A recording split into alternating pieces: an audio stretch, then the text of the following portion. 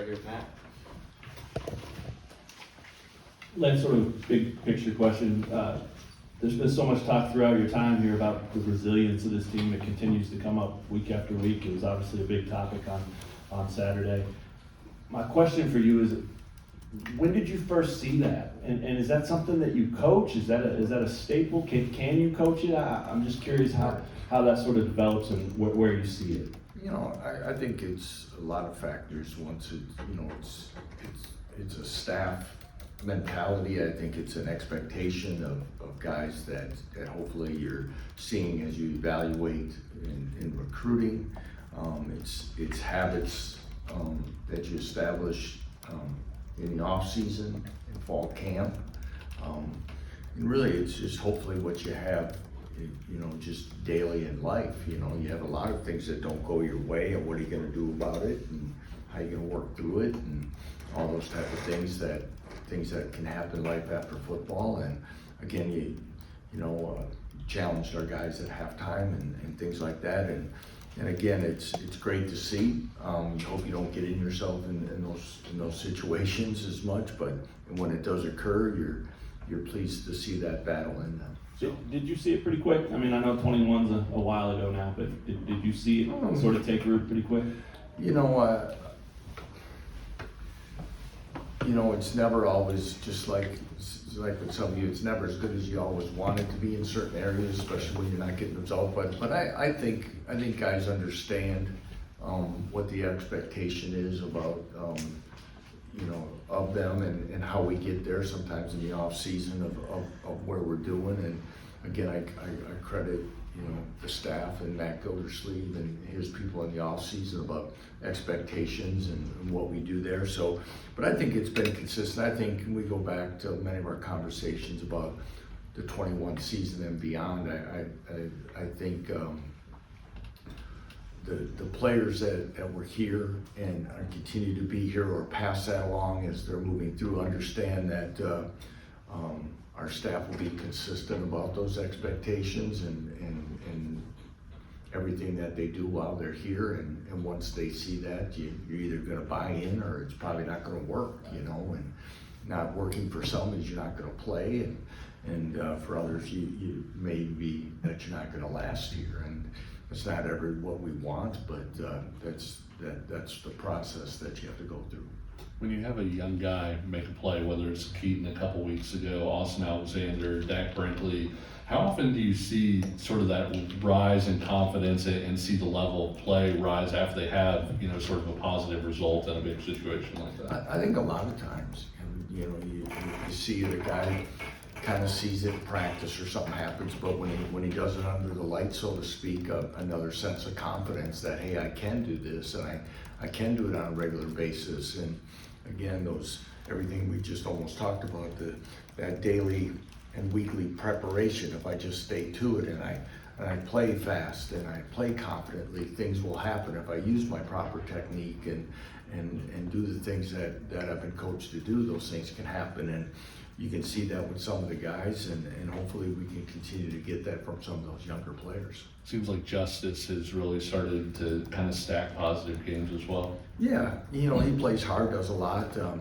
Coach McDonald and Coach Orr are, you know, consistent and continually being consistent on what he's doing, but very workmanlike and trying to build more steady, consistent days with them.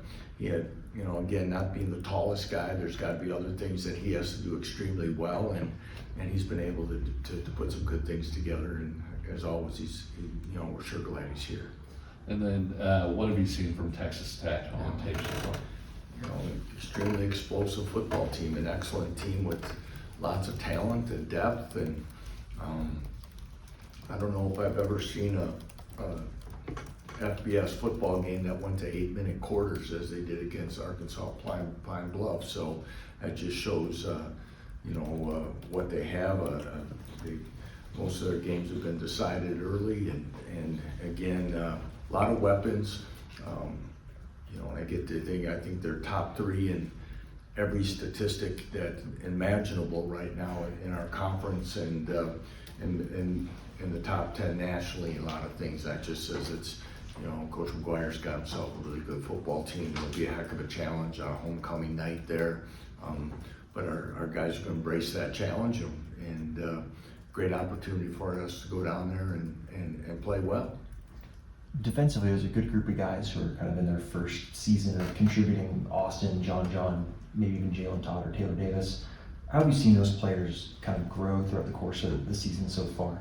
Yeah, kind of the same thing, when you get more live, because there's only so much live that we do. We've talked about it in here many times. So, when you get that game day live feeling of things, it's for some of it is on the job training. I mean, you've got to get those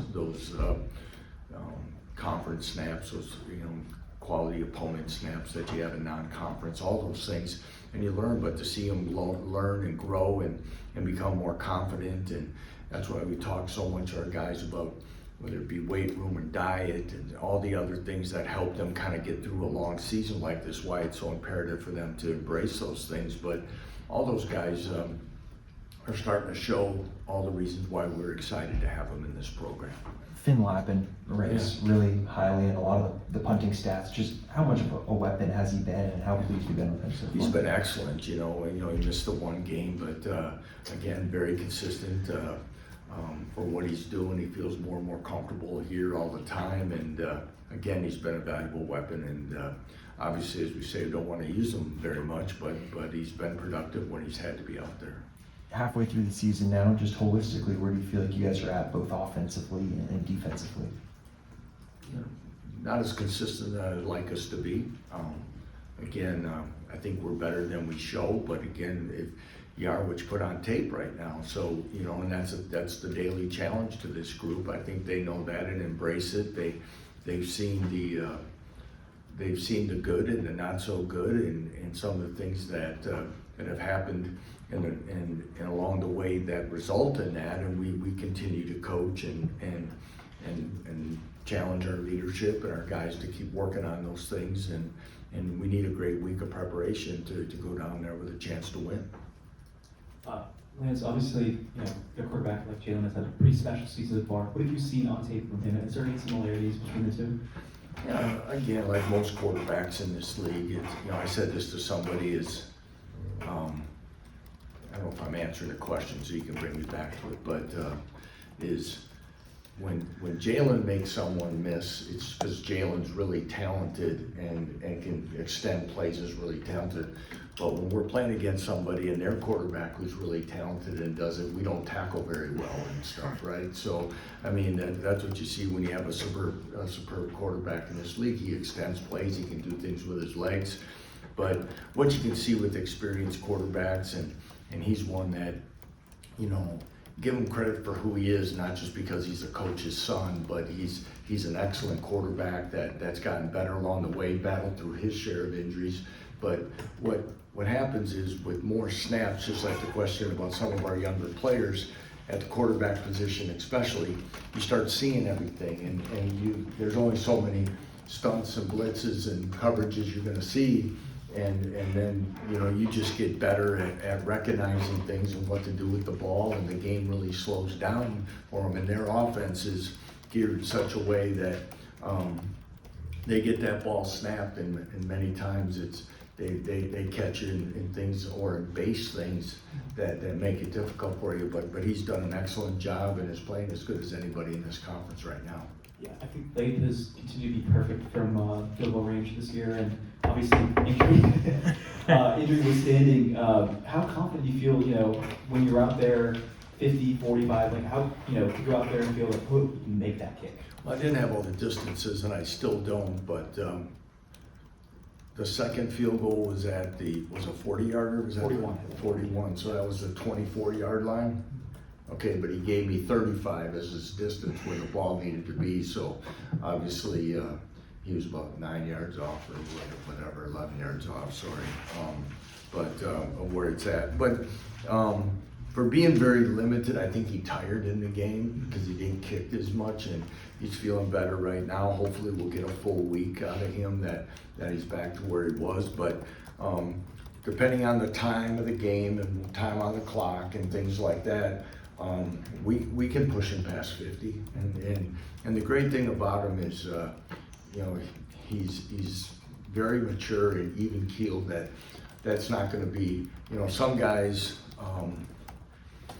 they know their range, and when you ask and you're kind of ask them to stretch it, they kind of give you a little look, but he doesn't. He'll be like, yeah, that's you know, if I know if I hit this thing right, I'm going to make it. And I really admire what again, his maturity and confidence and consistency have been a great addition to that specialty, the specialist room, but to this program as well. There may not be like a straightforward answer to this, but I was wondering if looking back on Saturday's game, if you got a sense of maybe why the defense started out slowly and how you can prevent that going forward. You know, again, you know, we still had way too many missed tackles, but there's some, you know, I went up to DK at halftime. I said, what do we got to do? And he goes, we got to execute better what we're running. He goes, says we're losing gaps, we're losing leverage, not setting edges, all the things we said we do them better. And then all of a sudden we started doing them better. It wasn't like we went in and put in a new defense at halftime.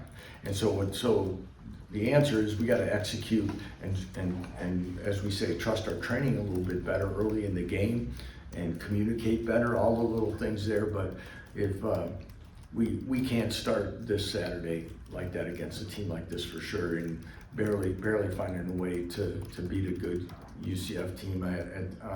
Winning's tough enough. Winning on the road's even harder. Winning against top 10 team will be even more difficult. So we've got to be able to start better. So all those things are there that I think it goes into some of the things that we kind of talked about with younger players.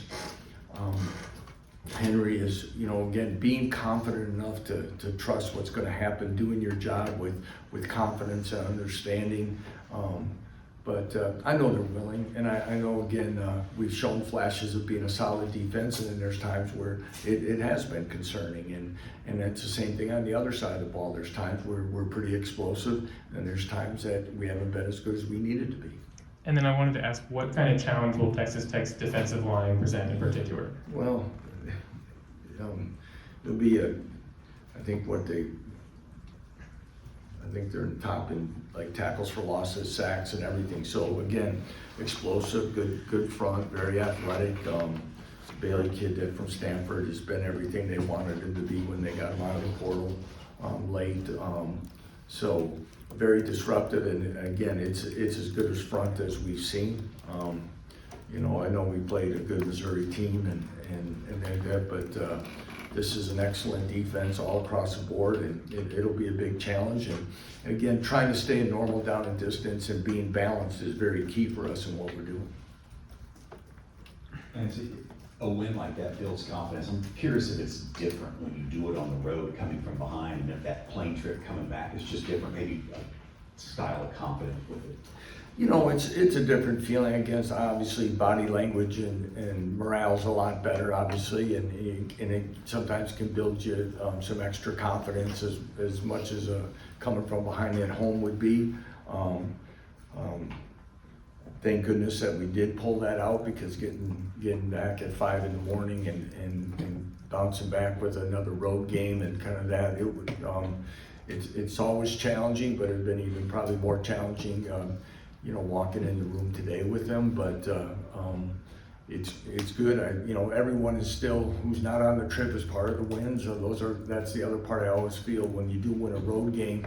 You don't want to neglect the ones who didn't make the trip as well. So we try to do that. But you know, a night game on the road that's a nice atmosphere they have there in a game day atmosphere at UCF. It's, you know, credit to them and. For us to be able to pull that out, I'm really proud. You got a package that Isaiah Marshall's coming in on. Has he shown something in practice that you like? Yeah, you know, we used him and Cole, and again, you know, that's something that we'll continue to build upon. I'd imagine that's part of that is take some of the quarterback runs off Jalen, which is probably pretty obvious to everyone, but. Again, you know, he has done a nice job. He hasn't hesitated, and he's made productive plays for us. You know, the last third down play inside the 5 that we ran, as we're trying to run the clock out, was the exact same play that we ran with Isaiah, and unfortunately Kobe missed the kick out, otherwise we got a first down. So it's a play that's in, it's just sometimes we're gonna use, one of the other guys. And I think it's been well documented that, Texas Tech revenue share and NIL was probably top of the conference, and you talk about how talented they are. How much does that factor in? Well, again, they've utilized their resources immensely. They've made a commitment. They're not shy about talking about it and what they've been able to do. And you can look at the two deep, and you can see that they've gone everywhere and anywhere to get players, and that's a credit to them. And it's the gaps that are still there in this. This new model we're working under, and obviously I think it's probably well known that they're well top of the league probably, and then there's the rest of us. You mentioned the time you guys got back. How does a late night like that impact a Sunday, Monday, and then having to travel far on the road on the back end? How does that change the dynamic? Well, we reduced some of the stuff we did today, tried to get them back a little bit. We didn't practice quite as long, or modified some of the things that we normally do. Staff-wise, again, the one thing you can't do on flights and stuff, obviously, you can get the film watched on the way home and get some of that. Obviously, guys didn't come in quite as early, but as I told our staff, you're not as productive if you have some type of rest. And again, if you're working on fumes all week, you won't be at your best coaching, you won't be at your best preparing. So you worry about it, but at least staff-wise, if you start there first, there's some things that with a night game, you have a chance, to work a little bit ahead. Some of our analysts and things can get some work done that would normally be done on Sunday. You get some other ways to chip in. Hopefully guys got decent amount of sleep. Playing 7:30 versus even 6:30. We started our day a little bit later, but most of us are in our routines. But you hope not. It's tough. I think we talked about this last year about kickoff times, time zone changes, how far, when, but we're all up against it. So in this one, we played a majority of night games this year. We're in the same time zone, so we got to be ready, and I'm sure they'll be excited for kickoff. With Deshaun and Daniel, are those two guys that injury-wise you feel like they'll be able to come back this year? Daniel, we're hoping.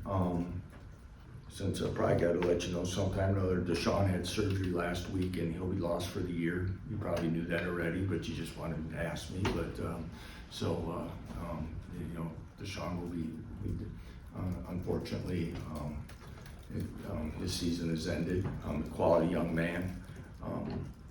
Feel for him, everything that he sacrificed to get himself back to play, and but Daniel will be, we'll wait and see when he'll be able to return, but we anticipate it. More for Jordan. Lance, you talked about different aspects of the Tech program. I'm just wondering if 5-0 and 2-0 in the Big 12 is where you thought Tech would be when you faced them this season. Yeah, probably. I don't know if I went into the prediction area of every one of where it's at. Obviously, they won a big game out Salt Lake City, but probably through everything. It's not. I don't know if I had a preconceived thought, but it's not surprising at all that that's where they're at, and again, based on what everyone thought their roster and expectations would be. So. Thanks, everyone. Right, thank you. Thank you.